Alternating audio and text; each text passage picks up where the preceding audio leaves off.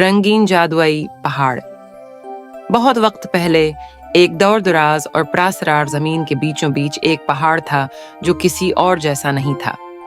इसका नाम रंगीन जादुई पहाड़ बाव था और उसके बारे में कई कहानियां सुनाई जाती थीं।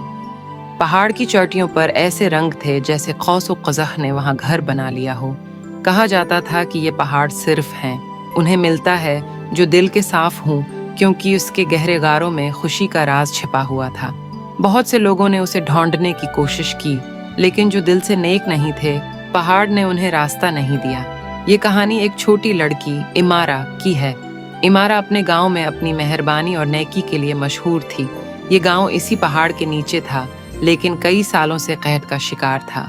इमारा हमेशा ख्वाब देखती कि वो हमार रंगीन जादुई पहाड़ान पर जा सके, क्योंकि वो मानती थी कि पहाड़ का जादू उसके गांव के मसले हल कर सकता है। एक सुबह इमारा ने हिम्मत की और पहाड़ के सफर पर निकल पड़ी।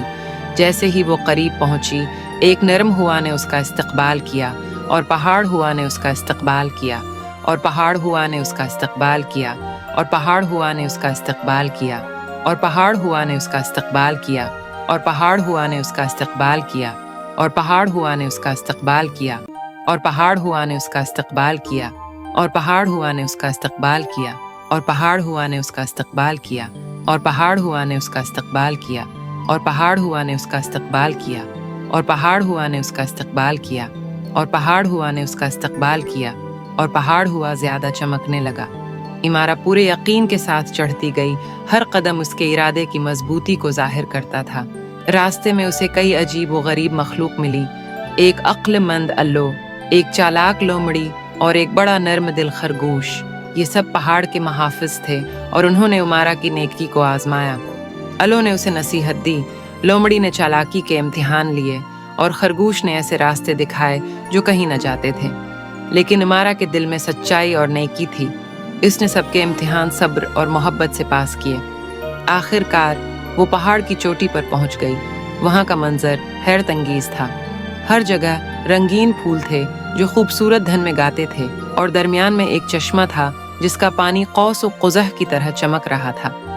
इमारा ने चश्मे को छुआ और उस लम्हे पहाड़ की रोशनी और बढ़ गई। एक रंगीन लहर पहाड़ से नीचे गांव तक फैल गई। कहत ज़दा जमीन सरसब्ज हो गई, नदियां बहने लगें और खुशियों के गीत हर तरफ गूंजने लगे। इमारा गांव वापस लौटी, हमेशा के लिए बदल चुकी थी। गांव के लोग खुशहाल हो गए और इमारा हमेशा के लिए बदल चुकी थी को अपना हीरो माना। इमारा ने कभी नहीं बताया कि उसने पहाड़ पर किया देखा, लेकिन मार रंगीन जादुई पहाड़ों हमेशा उनका मुहाफिज रहा। इसकी कहानी हर तुलुआ और गुरूब आफताब के रंगों में जिंदा रही।